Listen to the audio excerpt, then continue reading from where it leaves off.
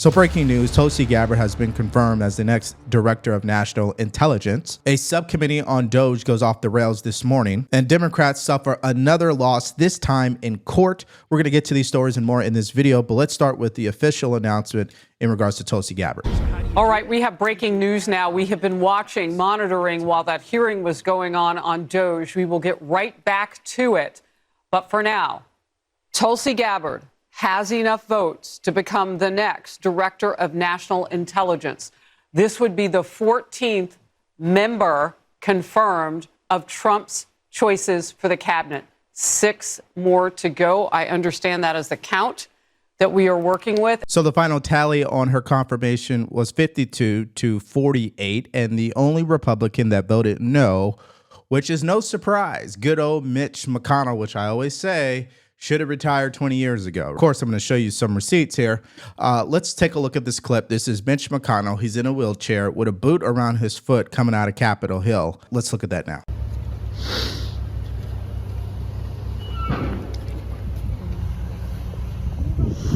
How are you feeling, Leader McConnell?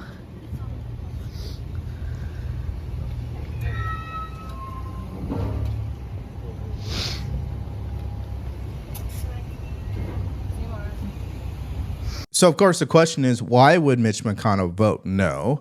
Now, I'm of the belief he represents a part of the Republican Party that no longer exists. And the new Republican Party, which I think was summed up very nicely in like 15 seconds here in this clip, is all about populism. Yeah, I totally agree. The Republican Party has changed. We're no longer the party of Mitch McConnell and George W. Bush even. I think we are a more populist working class party, and I think that it's seen throughout these votes and throughout the influence of Donald Trump. So that's how MSDNC reacted to this breaking announcement about Tulsi Gabbard being confirmed. But of course, CNN has a different take, and I think you will not be surprised by what they had to say. They believe that Mitch McConnell, as the only Republican who voted no on Tulsi, he did it because he's the only person not afraid of President Trump. Dan, I mean, I think the bottom line here, too, is, and the concern and the big question going forward is going to be about the relationship that this administration is having with Russia, right? Edward Snowden is a big part of that. That was probably her toughest moment in the hearing.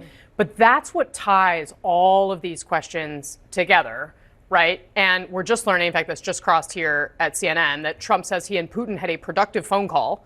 Both leaders agreed to visit each other's nations, right? This, of course, this was posted on Truth Social. This comes in the wake of the release, the hostage exchange that we saw play out late last night. But the things that tie together all of the concerns that and underscore, I think, Mitch McConnell's concern about Tulsi Gabbard is her view on Russia and the way the United States should be relating to the Russians. And the fact that he was the only one that was willing to vote no on this just shows that he's the only one that's not afraid of Trump right now. Like, Susan Collins may have reasons, right, for saying, okay, she said this thing, I feel better. The real reason is, like, she's got a primary. Right, and McConnell's already on the exit ramp. I just want. Of course, he's on the exit ramp. He's about to retire. He's finished. He should have been finished 20 years ago. I hope if one thing happens during Trump's administration is they figure a way out to pass term limits, because I just think it's pitiful at this point. Now, this is the first of many losses just today for the Democratic Party. So Tulsi Gabbard is being confirmed. They also voted for RFK Jr. to go ahead and move forward with his Senate vote. And that's why Chuck Schumer this morning was on the Senate floor panicking, because he knew what was inevitable, that she was going to be confirmed. And I just want to show a clip just for pure entertainment. Let's take a look at what he had to say. Objectively, I think most senators would agree there are better choices to lead national intelligence. You know what my guess is? If we had a secret ballot, Gabbard might get 10 votes and 40 against her from the other side. People know. That's why they raise so many questions. But Donald Trump and Elon Musk evidently threaten them, and they're changing their view. And now this takes us to the next loss for the Democratic Party. A federal judge just ruled that President Trump does in fact have constitutional authority to freeze or limit certain federal funding.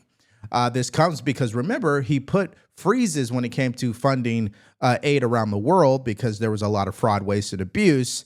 And now the judge has confirmed he has the authority to do that. And then that the previous order does not bar both the president and much of the federal government from exercising their own lawful authorities to withhold funding without the prior approval of the district court, meaning, again, they can disperse the monies that they were allocated within the law, within the confines of the law, and that the government does not have to seek pre-clearance from the courts on terminating funding as long as they have the authority to do it, as governed by the applicable statutory, regulatory, or grant terms. So essentially, the court is confirming what the Trump administration has maintained and what common sense can project, which is that within the confines of regulatory and normal authority, of course, you can do what you want with your own money, and you don't need a court's approval to do so. Yeah, so that's obviously one of many lawsuits that was filed against the Trump administration. So that's a loss for the Democratic Party. And we're still waiting to hear about some of these executive orders as it pertains to shutting down certain agencies, reorganizing these agencies, laying off federal employees, requiring them to come back to work, the buyout. That all is still up in the air. However, this is not a good look for Democrats. So while this was all happening, there was a committee hearing in regards to DOGE this morning, and this involved, on both sides of the aisle, individuals who are part of the actual DOGE committee. And so, of course, it went off the rails. Let's start with this deranged congressman from California when he opened his statement by talking about Elon Musk in this way.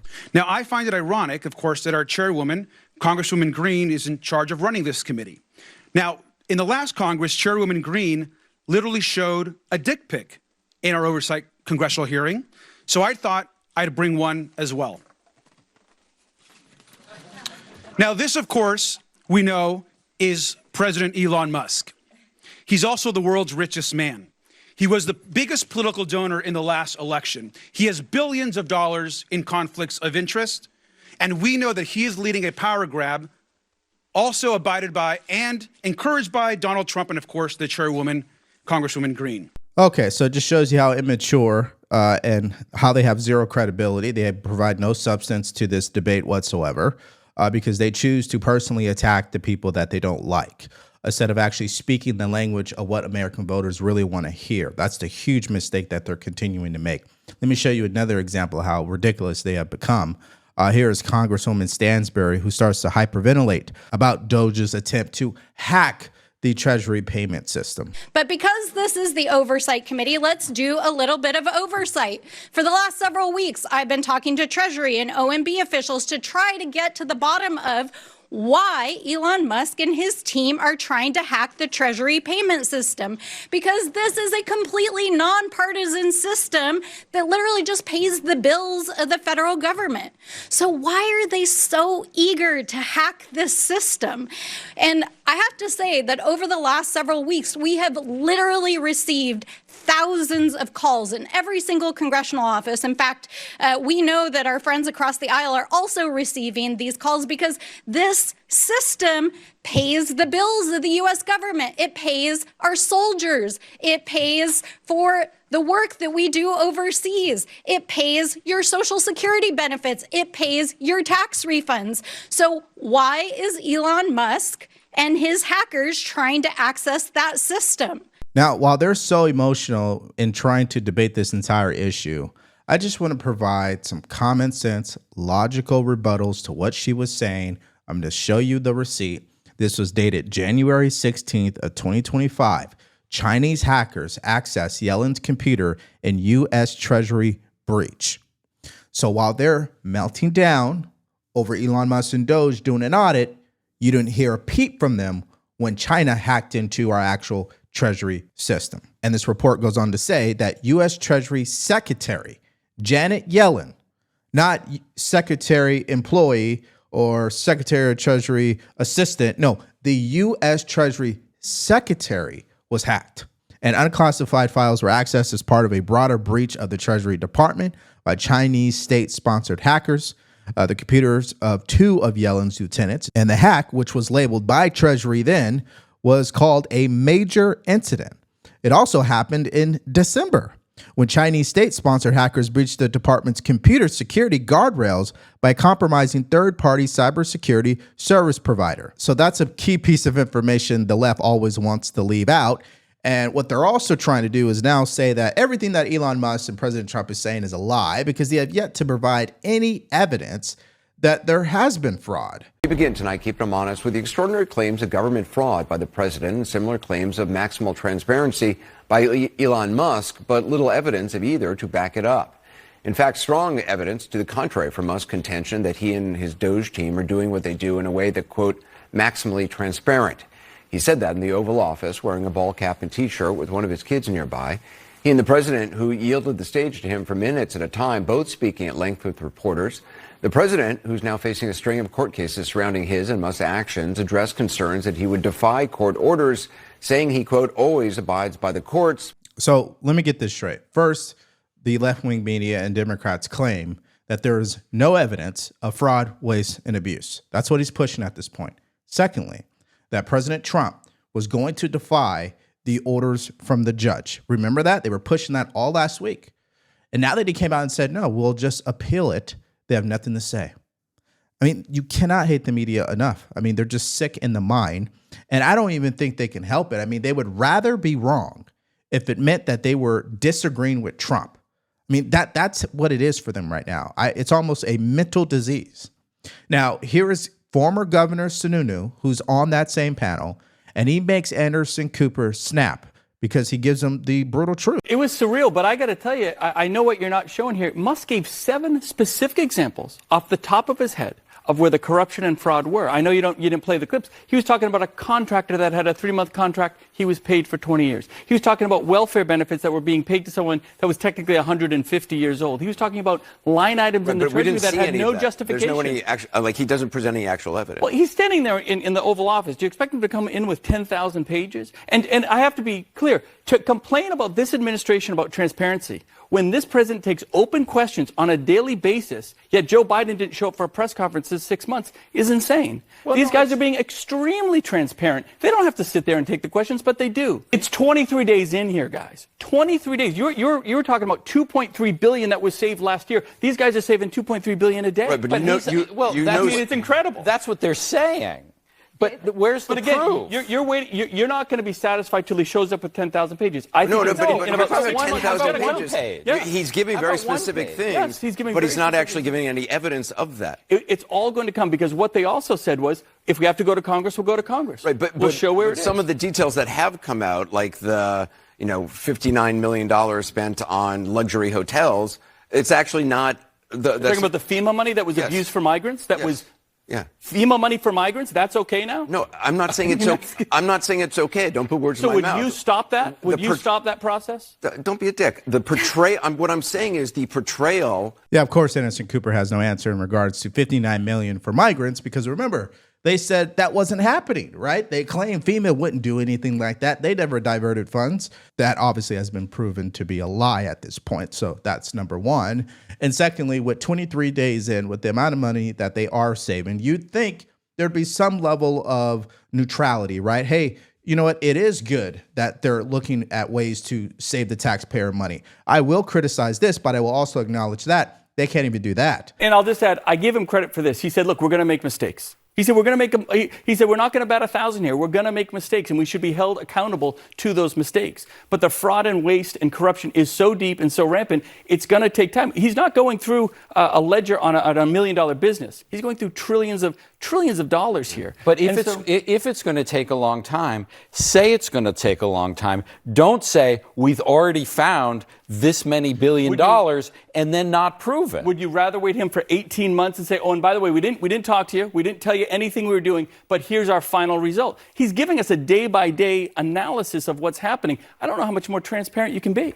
Yeah, former Governor Sununu makes a good point. How much more transparent you could be? Do you want them to take a camera inside, show the Treasury payment system like you want the entire world to see that? I'm not too sure, right? That's number one. Secondly, they need time to obviously put their report together.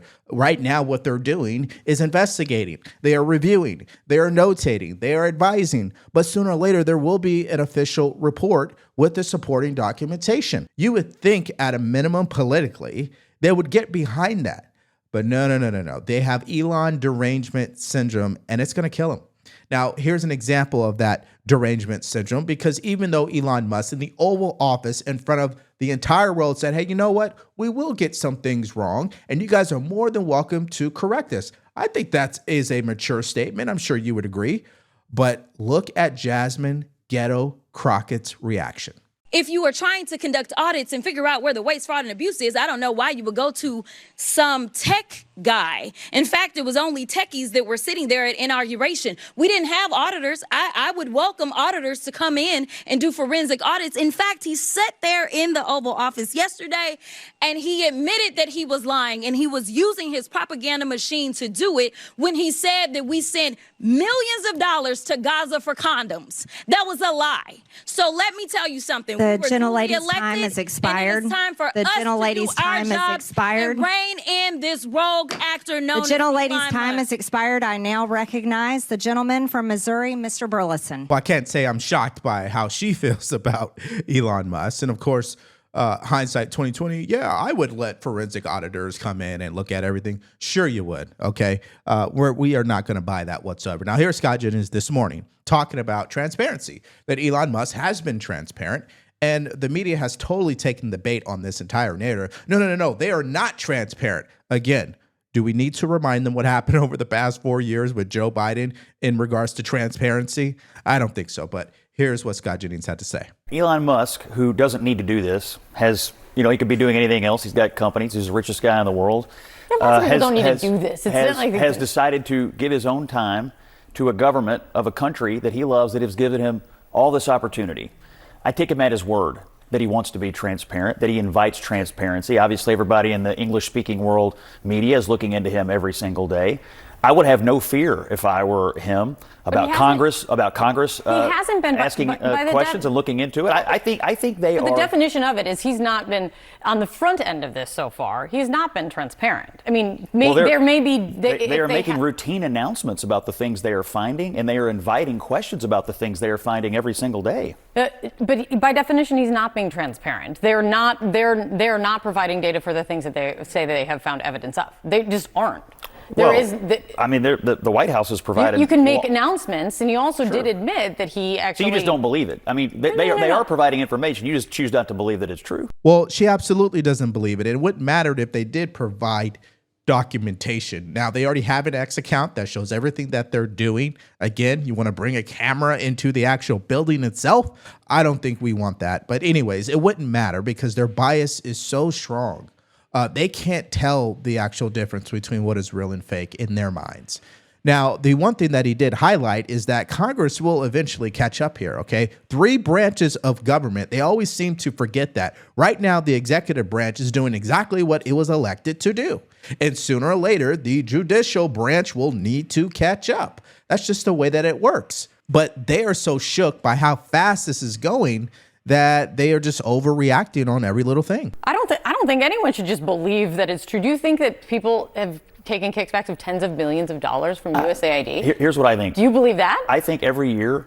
No, but don't accuse me of just like. I'm just asking you. Do you believe that there is any level of fraud, waste, fraud, and abuse in the government? No. That's not what you're asking me, and I'm going to ask the question. Don't accuse me of just like. And so, if you believe that. Do you believe that it's possible that they are finding and producing information about it? Of course, that wasn't my question. My question was, by definition, they're not being transparent. They can continue to be successful. What do you want them to do? Provide data. If they're provide data that they have found people. Everyone would want to know if someone has received kickbacks to the tune of tens of millions of dollars. I don't disagree with you. I love the idea of data. I love the announcements. I love them putting out regular reports of what they're doing. They have not. And I love the idea of Congress also bringing them up to report to Congress on what they're finding, because ultimately Congress needs to be engaged in this as well.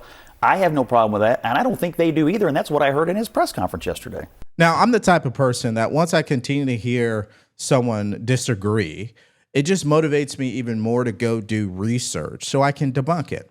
And if you just go onto their X account, they have provided screenshots of some of the systems that they've had access to showing that they have canceled contracts. Like, for example, this is dated February 7th. In the past 48 hours, HHS canceled 62 contracts worth $182 million. These contracts were initially for administrative expenses. None touched any healthcare programs. This included terminating a $168,000 contract for an Anthony Fauci exhibit at the NIH Museum. And here it is. I mean, is that good enough for you, CNN, or do you want to see more? And dated January 29th, here's another example, a screenshot of them canceling a $45 million scholarship. This is in regards to DEI in Burma. So again, I'm not too sure they've actually taken the time to go to the profile and actually look, but they're supposed to be the news. Now, the media isn't the only one that's been guilty at doing that. The Democratic Party has been as well. And when you have someone like a Governor Wes Moore who comes out and calls out the party for how they are so out of touch, you know you have problems. Take a look at this. Rising star in the party, Maryland Governor Wes Moore, didn't mince words when it comes to the Democrats' biggest problem. Part of the reason some Democrats have struggled with messaging is because voters don't believe them. Strong messaging comes from having a core grasp of and a strong belief in what it is you're trying to do. Former Congressman Dean Phillips with us. Good to see you, sir, as always. I think the problem, yes, is some don't believe, but more importantly, and this just came across, in the past 7 days, MSNBC and CNN, extensions, I think, of Democratic talking points, have said that there is a threat, that we are in a constitutional crisis 200 times. When everything's a crisis, when everything's a hill to die on, when democracy's under the threat, I don't think anybody believes it anymore. And I have to agree, Leland. And by the way, what this really is, most Americans can no longer relate, and the Democratic Party has seemed to abandon the overwhelming majority of Americans about what really matters. And I'm afraid that, as I've taken just the last 6 weeks as a former member of Congress, I got to tell you, Leland, I'm looking at this from the lens of a TV screen rather than being in the arena in Washington. And man, do I understand why people are so dismayed and disgusted. Yeah. And there's a dearth of leadership. I think Governor Moore was spot on. And until Democrats stop getting in front of microphones, spewing, and get out into America, especially rural America, and start listening, there is no future. Well, Dean Phillips, we would love for them to continue to talk and not listen. Just keep doing that. And really, it just has to get to a point where they are tired of losing.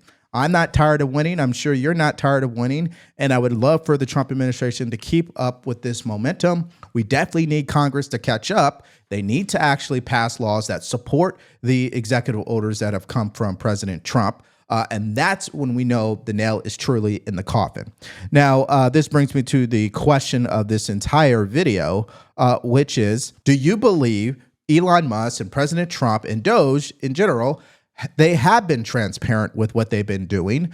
Or do you believe they're not? They're withholding information. Do you want to see more, I guess, supporting documentation or screenshots or videos? Let me know what your reaction or answer is to that particular question. Now, since we've been kind of talking about DOGE this entire video, in a sense, it was yesterday that Elon Musk had that impressive press conference inside the Oval Office with President Trump, which led to the media coming up with the lie that there is no evidence. But during the time he was answering questions, that is Elon Musk, he said some profound things that I think you're going to want to take a look at. So we did release that video yesterday. And if you want to check it out for yourself, all you have to do is click on it because it's coming up right now.